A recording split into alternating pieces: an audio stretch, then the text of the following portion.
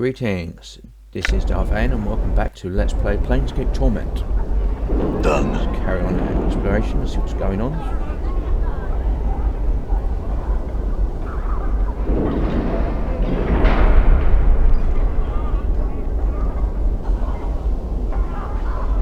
There's the Godsman. I'm gone.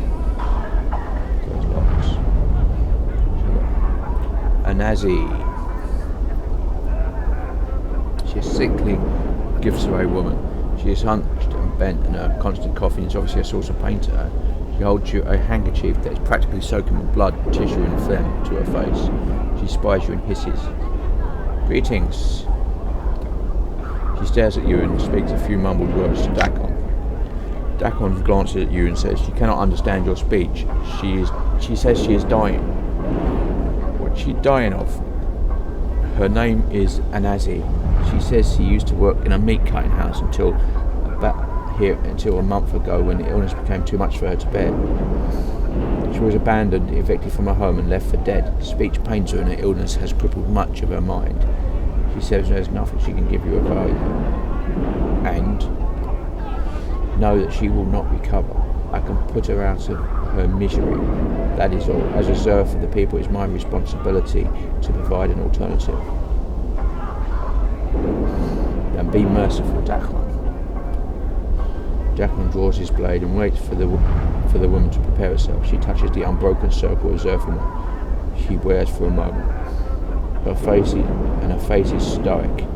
His blade is a blur, and when he has completed the stroke, she lies bleeding on the hard stone of Sigil streets. Well struck, Dakon. Let's go. Updated my journal. Alright. I'm gone.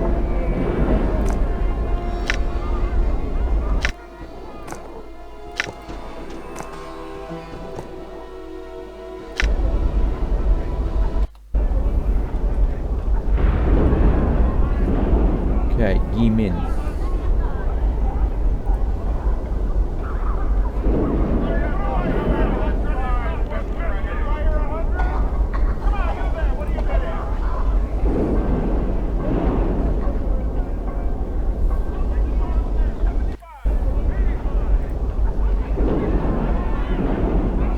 This man has rough leathery skin and a pale yellow cast and gaunt features.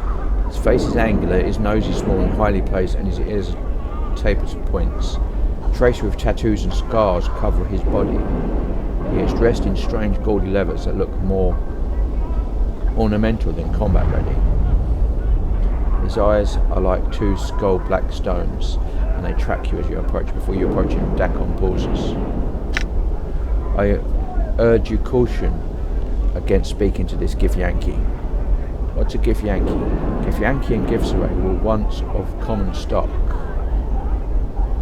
We were slaves for food and food for the Illithids, mind flayers who devoured our lives in order to secure their own.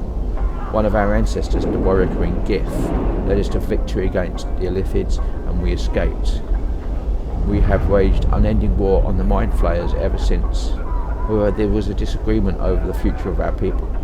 Upon the blasted plains, our leader Zerfimon made the pronouncement of two skies, and steel was bared. One race became two is a rift that cannot be crossed peacefully. We'll let it go then. Let's go. Okay.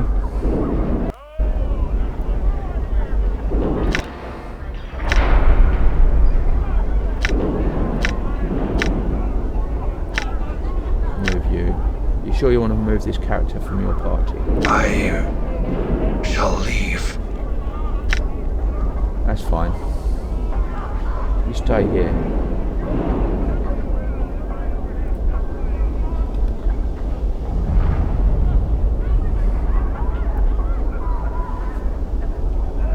Click more.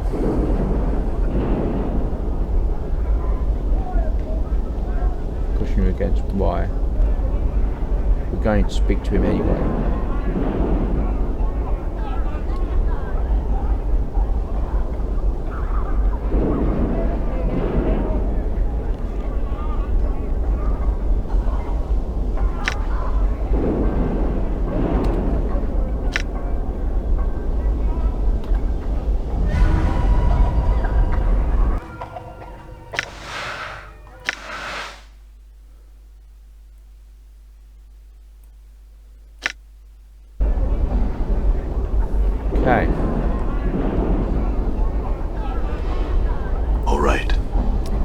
stand you over here.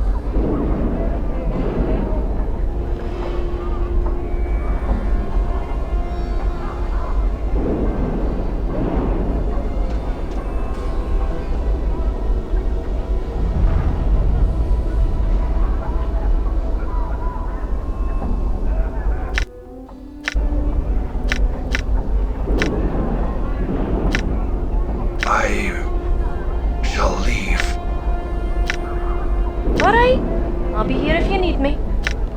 Okay.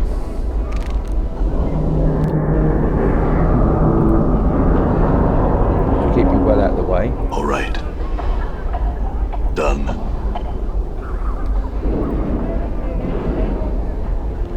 All right. I'm gone.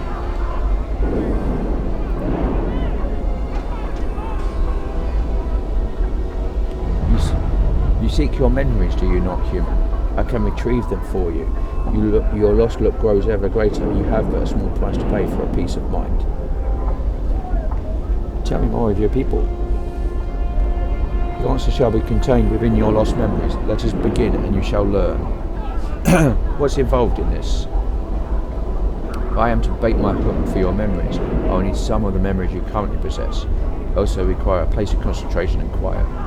If you will follow me, we'll journey one to such place, and I will make you whole once again. We go alone with no companions. Agreed, let's go.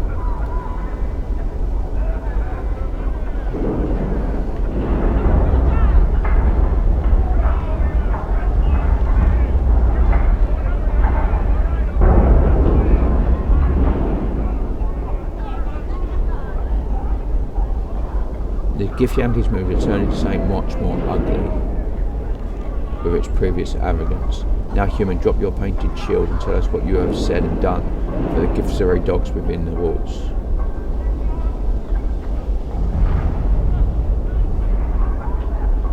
Weren't we going to go look for my memories?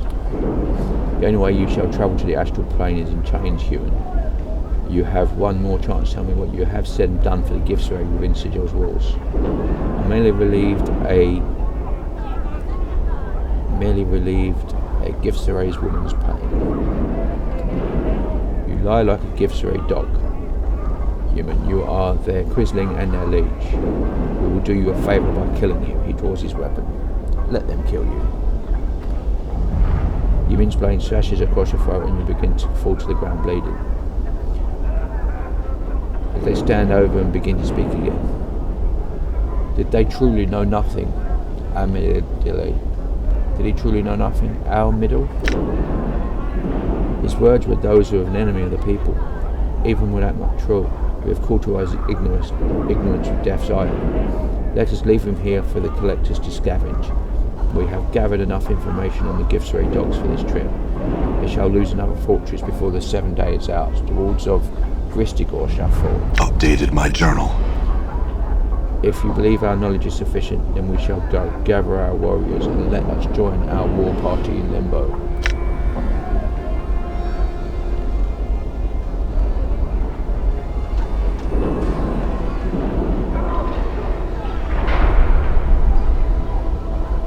Okay. All right.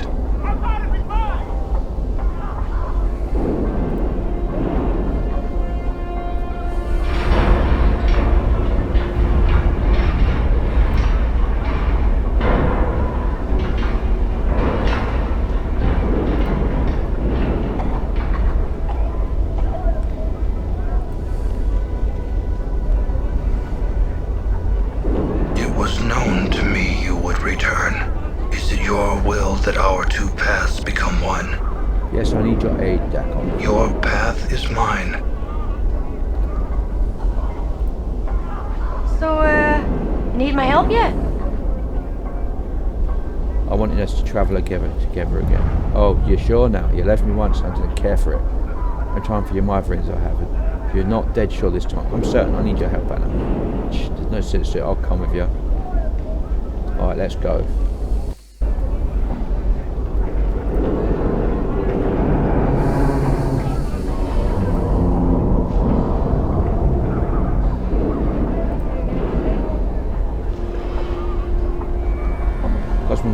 see a burglarly looking guard.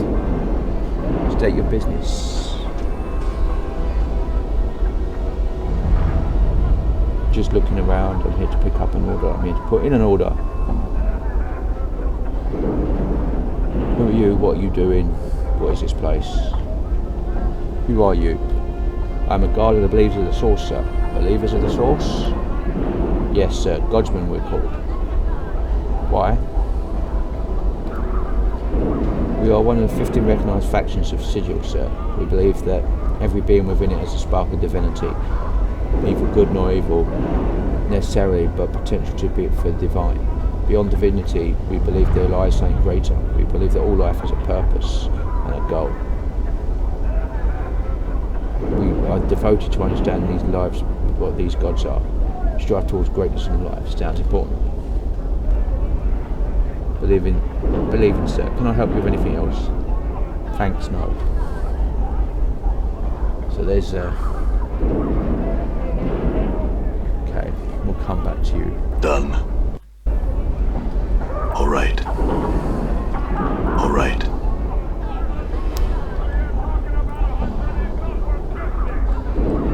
That's right up, boys and girls. Durant. Buy your piece of human flesh right here. You see a boisterous auctioneer. He's very animated and does a lot of shouting, yelling and stomping. Seems to have a tendency towards melodrama and makes a lot of strange facial expressions as he waves his arms. Greetings. Glances at you and mentions to the crowd that he's taking a break. Well, 1,000 greetings do I bestow upon you, sir. He looks a double take when he notices your scars. You know, I take one look at you with my discerning eye and I see a man in the market for some healing charms. Do you have any charms? Gives you a shocked look and gestures grandly at him. Do I, Darren, have any charms? No, sir, I do not. However, don't let that fact discourage you. I have plenty of other items for sale. He points to the rear of the auction block where a group of people stand in chains. You sell slaves? He shakes his head. No, sir. These are indentured servants, not slaves. For the most part, they are guilty of minor crimes. The proceeds from their sale go towards paying their debt to the city. After their term of servitude, they look to be free citizens once again. Still sounds like slavery to me.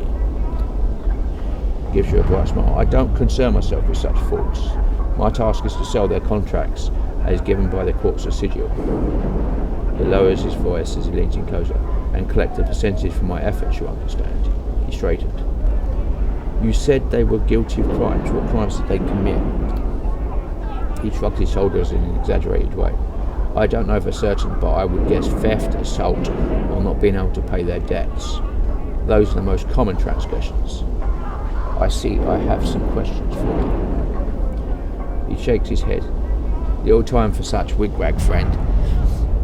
There's dealing to be done. Speak quick. I'm looking for someone named Lothar, Master of Bones. He gives you a look of mock concern. It would be a dangerous thing if I told you, friend. I have no wish to put you in jeopardy. Jeopardy. I happen to like danger, imperil me. Let's have a boisterous laugh. Well, friend. Lothar is the master lord of the famous Bones of the Night, the library where the dead themselves act as his repositories of arcane lore. All the dead of Sigil and the Plains whisper secrets to him within his salon of skulls. Where can I find this place? Try south and east in the market section of the ward. You might come across a wrecked building and you might find a ladder of bones that leads down, and it could be that that ladder will lead you to the salon of skulls. Thank you. I have some other questions. He smiles. Nay, friend, I have no more answers for you. I have spoken more than I should on matters I should not. I must return to the needs of my customers. He turns away from me. I seek farewell. How much for that one over there on the left? I want them all. How much for the bunch of them? 150 for the redhead. You see a young woman who's trying to get your attention. She is wearing shoddy clothes, but her demeanour is one of elegance, unlike that of the people who surround her. On closer inspection, you notice that her skin is clean and smooth, lacking the yellow tint of the inhabitants of the ward. She notices your approach and smiles at you. Greetings. I thank the powers that you notice me. I am in need of your service as a mercenary. She pauses and examines you more carefully. If appearances are any indication, you would seem to be such an individual. What exactly is it that you want? She nods to you. The heart of the matter is that I am to be sold into slavery for a crime I did not commit. I am in the need of a champion, someone who will help me prove my innocence and free me from his fate. She pauses and looks at you expectantly. Tell me exactly what's going on. She thinks for a moment. This is long in the telling, Cutter. Please bear with me. Go on. She sighs as she begins her tale. My husband died recently and left me his business. I am not business orientated, so I decided to sell. Not long afterward, I was contracted by a lender saying a loan on the business had not been paid. She pauses to gather her thoughts. Go on. I examined all the documents my husband kept and found that there had indeed been a loan taken, but it had just recently been paid in full. I explained this to the lender, and a few days later he asked for a copy of the document. It was nowhere to be found. She looks concerned and pauses to think. Go on. Well, when I could not prove that the loan was paid, the lender took me before the court. My monies were taken and applied to the balance owed. Since it did not pay off the loan, I am to be sold on the block to try and recover the remaining amount due. She gives you a forlorn look. I don't understand. Why sell you into slavery? She shrugs. It serves many purposes. First, it keeps the prisons relatively clear of all but the vilest criminals. Second, the sale of the convicted is used to pay for any damages, costs or fees involved in the case. Finally, the convicted still serves a sentence from which they are eventually released, supposedly as better citizens. This is all fascinating, but I don't see how I can help you. I need someone to find the missing document, the one that proves the loan was paid. Or if you could purchase my contract, I would pay you back. She gives you a pleading look. I can't spend the next 5 years of my life in this wall, Cutter. It will kill me. Surely you've noticed the illness shared by all who live here. No, what illness are you talking about? She gestures at the people around her. Look at them, Cutter. Notice the yellow skin, the persistent cough. Now look above you at the billowing clouds of smoke that pass for air here. She points over her head. It kills you unless you can afford a healer. As a slave, I doubt I will be able to afford one. So that's why everyone has yellow skin. She nods her head. Yes, Cutter, please. Can you find it in your heart to help me? She looks at you nervously. Please. What's in it for me if I help you? She stares at you blankly for some time and a look of concern across her face. I have nothing to give you, Cutter. I've lost everything. She appears desperate now. Please don't leave me to this fate. Yes, I'll help you. I have some questions though. Updated my journal. What's the lender's name? I know his name well, Cutter. After all that I have been through, I will not likely forget it. She gets a faraway look and then shudders for a moment. Byron Pickett is his name. Pauses for a moment, and its associate may be someone named Lenny. Who is this Lenny? She thinks for a moment. There was a small, feral-looking man who came into court a few times. He would sit behind Pickett and whisper to him occasionally. She pauses and looks lost in thought. Go on.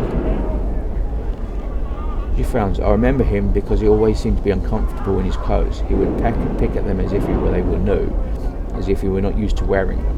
She pauses again. On one such occasion, Pickett told him to sit still and stop fidgeting. He called him Lenny. Where can I find Lenny? She thinks for a moment and then shrugs. I'm not sure actually. My husband told me that some ruffians could be found southeast of the market near the siege tower, I believe. Where can I find Byron? She thinks for a moment. I think he can be found in and around the open air market. Forgive me, but I'm not certain. I have some more questions. Who do I talk to about your contracts? That would be Darren the auctioneer. He's over there on the block. He points to someone in front of the platform. I have some more questions.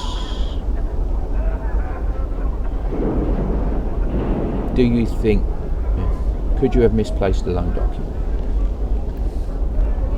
She shakes her head. No, Cutter, I'm a very meticulous person. I kept the document in a lockbox in my husband's study. Never left that room. Some more questions. Have you explained any of this to these courts you have spoken of? She nods her head. Oh yes, Cutter, I've explained my situation to men. You were the first to be willing to help me. She smiles warmly at you. I have some more questions.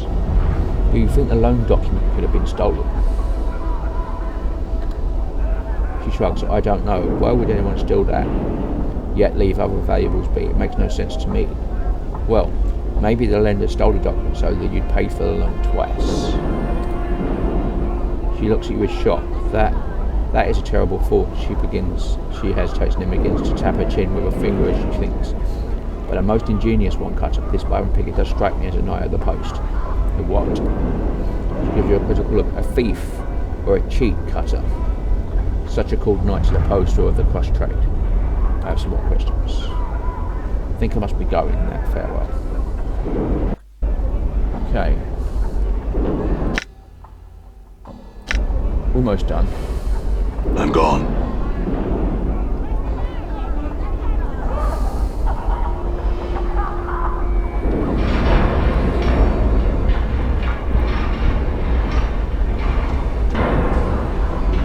Done. Okay, there's Quashuk. All right.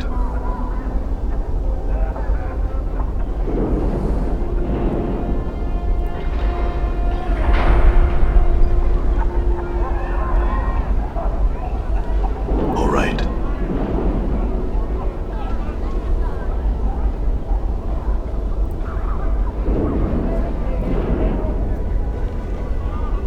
See a reptilian creature with a snake-like body, 4 clawed feet, leathery wings, and a draconian head. Scales covering the body are a vile shade of green. The creature stands upright on its fine legs, balancing with its prehensile tail. As you approach, its eyes narrow into slits and it begins to hiss. Greetings. The air around the creature begins to radiate heat and its scales take on a pale sheen. It gives you a hungry look and appears ready to strike. Suddenly, it releases a flurry of hisses and relaxes its stance a bit. Sss, go. Quirks. No talk. Told wait. Sss. Glances at you and tail lashes back and forth. Sebastian sent me. Creature relaxes a bit. And the air grows cooler. It holds your clawed hand to you. Sss, give Quashuk information. He looks at you expectantly. What information? Hard to read facial expressions in a reptile, but as you are certain that Quashuk is rather annoyed with you, his tail begins to lash furiously and the air grows warm again. No question, give Quashuk information or die. Quashuk then take information from body. I need to know which piece of information is for you. I run errands intended for several people, you understand. He glares at you for a moment. He thinks. Finally he gestures at a nearby tower. Siege towers. How to get inside. Sebastian say you die a fine way. Quashuk takes a step forward to you and holds out your hand. Now give. Oh, that information. I'm sorry, Sebastian wanted me to deliver that one in person. He'll be along Updated soon. my journal. The air around Quashuk begins to radiate heat and his scales take on a pale sheen. He gives you a hungry look and appears to be ready to strike. He opens his mouth to reveal several rows of razor shaft teeth. No, Quashuk think you lie. Give information now. Quashuk kill quick, not slow. Not give. Quashuk take time.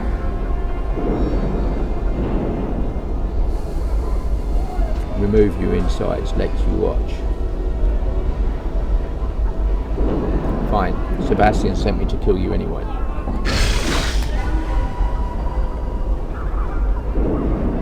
Okay.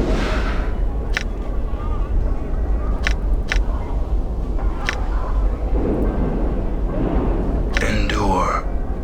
In enduring, grow strong.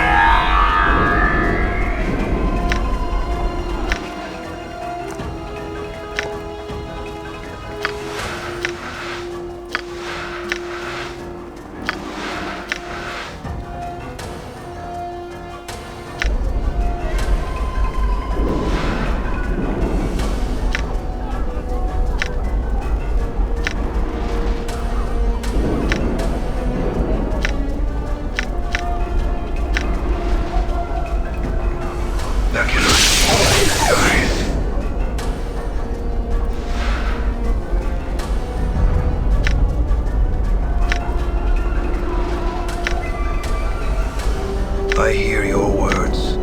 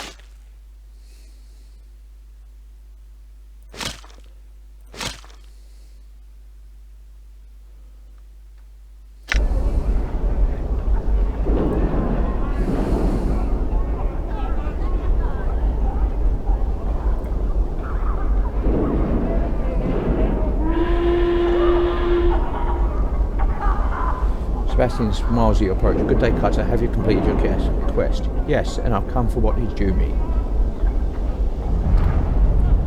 One moment, please, Cutter. Sebastian reaches into his robe and moves a small crystal ball. Gazing into it for a moment before returning his attention to you. I cannot thank you enough, Cutter. I shall live up to my part of the bargain. Are you ready? Yes. It is done, Cutter. Once again, I thank you. Sebastian bows deeply to you. Thank you and farewell, Sebastian. Updated my journal.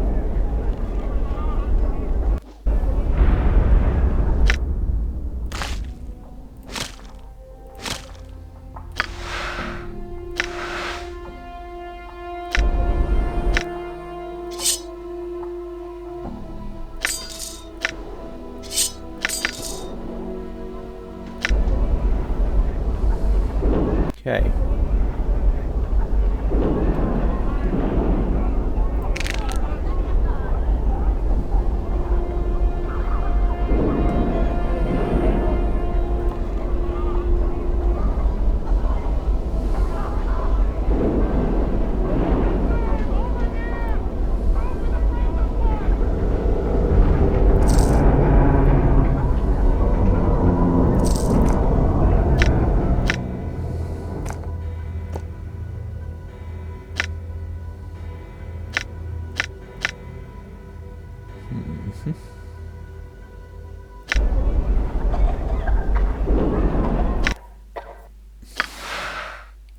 Piece of cheese. You never know when a piece of cheese might come in handy. My lungs feel like a chimney.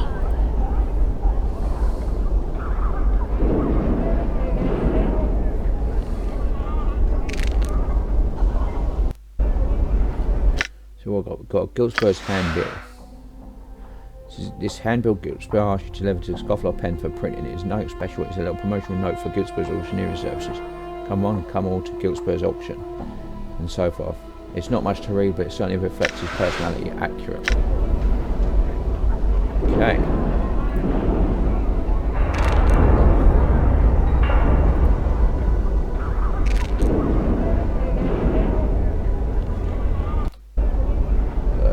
Byron Pickett.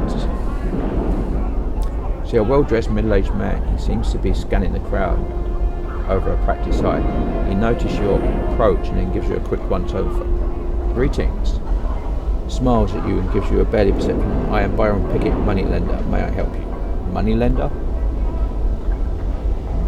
He nods again. Yes, I cater to the needs of merchants. Want to start a business, or keep one afloat that's down in its luck, or perhaps expand a business. In either case, you come to me for fulfiller funds. He looks you up and down. I doubt you're a merchant, sir. So what can I do for you? I'm a merchant.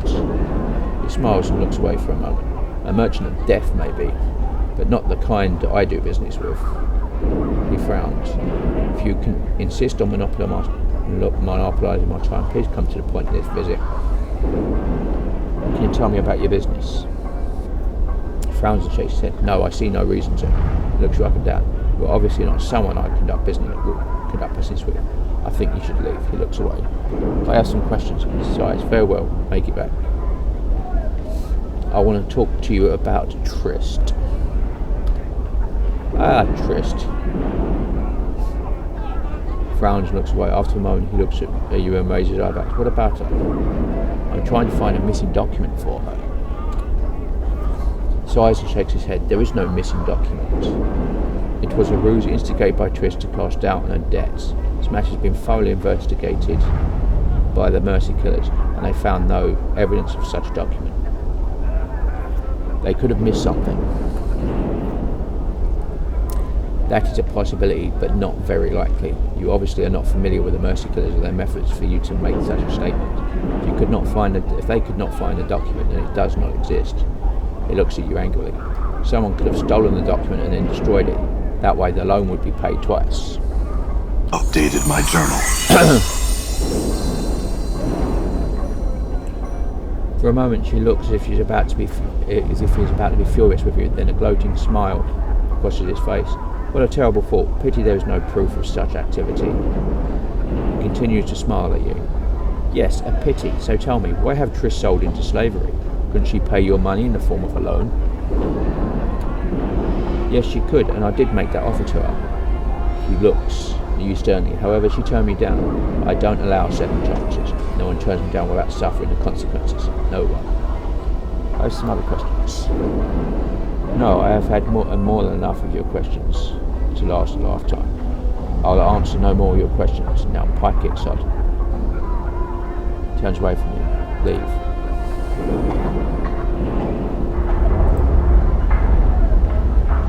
See Byron picking the money and back again. I want to talk to you about Trist.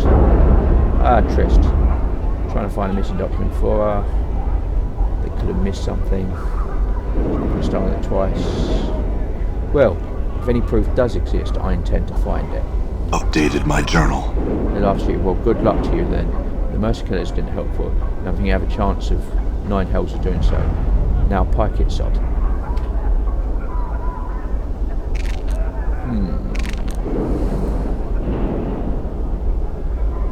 Again.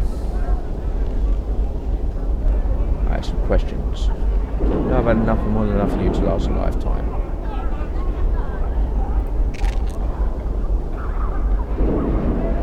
Talk to you about Trist.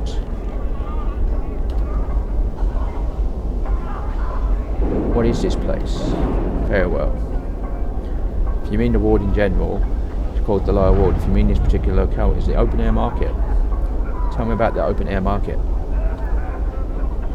Just as at the building behind him, an excellent market that caters for just about any need. Pauses and thinks for a moment before continuing. Nothing exotic is available. These sods cannot afford such items. But a good market nonetheless. I have some other questions, so I'd very well make it up. What is this place? Tell me about the Lower Ward. He looks bored. It is the home of the common people. Just look about you and you'll see there is all there is to see. Nothing of any interest. Then why are you here?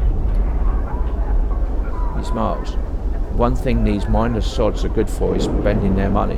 It gives them the feeling that they are actually accomplishing something with their otherwise meaningless lives.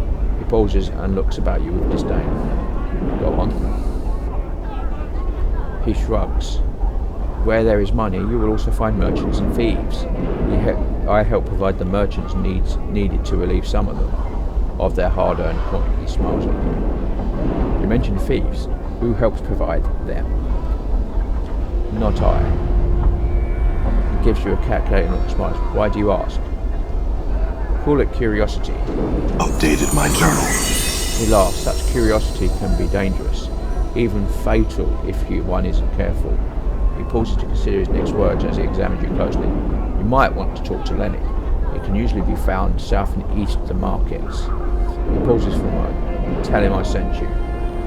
Thank you and farewell. Okay.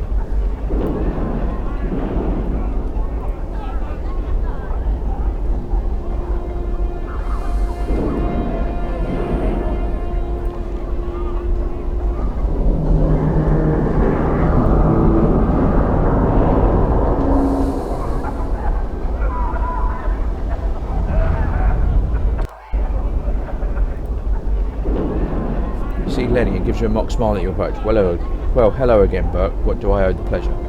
I have some questions. He laughs at you. I'm no tut. If you've got questions, go find one. You'd best push off before I bleed you. What if I told you Byron Pickett sent you? He stops, smiling, and examines you for a while. His eyes linger on your scars, and he swallows slightly. After a moment, a frown settles on his face, and he appears to be nervous. Pickett sent you. Why? He said you could answer some questions. He frowns. What questions? I want to ask about the papers you stole from Trist. He swallows hard and stares at you. You notice his muscles tense as he looks. And he looks like he's ready to run. He puts his hand on his hip in a nonchalant manner. But you can tell he is wound tight as a spring. I don't know what you're talking about, Burke. You best be off. Smile wickedly. You know what I'm talking about, Lenny. Byron had you steal some papers from Trist. I'm here to collect them. He swallows hard and the corner of his eye starts to twitch. He glances at the scars that cover your body. Then he tries to meet your gaze but cannot. Collect them. I destroyed the papers after I nicked them, just like Byron told me to. He finally meets your gaze. Really? Then why are you so nervous, Lenny? Let me guess. Byron thinks you destroyed the papers, but maybe you didn't. Maybe you kept them a little blackmail material, perhaps. He stares for you for a moment and suddenly turns to run. Grab him before he gets away. Just as he starts to As he starts to run, you leap forward and grab him by the arm. He struggles for a moment but cannot match your strength. Finally, he goes limp and he's like, alright, I didn't destroy them, I'll give them to you, just let me go. You loosen your grip. Why did you keep them, Lenny? Blackmail, I assume? He snorts and gives you a defiant look. I kept them so I could turn stag on your boss Pickett and keep Trist off the block. He shakes my head. Blackmail my art. By the way, Pickett is not my boss. Says you in disbelief. You serious? I thought that you said he watched you closely for a moment and laughed. You gave me the pill so I'd spill the chance to you. He shakes his head and looks at you with respect. Good job, Cutter. Let's go get the papers, Lenny. He shakes his head sadly. We can't. They're in the warehouse and they're not open for business right now. Rumour has it there's some sort of management change going on, but I don't know if that's true. In any case, I can't get the papers. He looks at you sheepishly. That's why I haven't helped Trish myself, Cutter. I can't get the sodding papers. I'll look into these and get the papers myself then. He smiles at you. Go to the warehouse and tell the clerk I'm here for a loan, and he'll give you Trish's papers. If you then tell him I gave Pickett the laugh, he'll give you a bonus. What bonus? He laughs. Evidence, Cutter. It'll take Pickett off the streets for a long, long time if you give it to the right person. He thinks for a moment. If there's someone in the harmonium you think you can trust, give it to them. Alright, farewell. Updated my journal. Okay. So, we're turning, with Lenny's aid, we're turning stag on Pickett. We've explored the lower ward, the exterior. We beat up Abishai, it's good. Yeah, so I'm going to save it here. This has been Vane doing Let's Play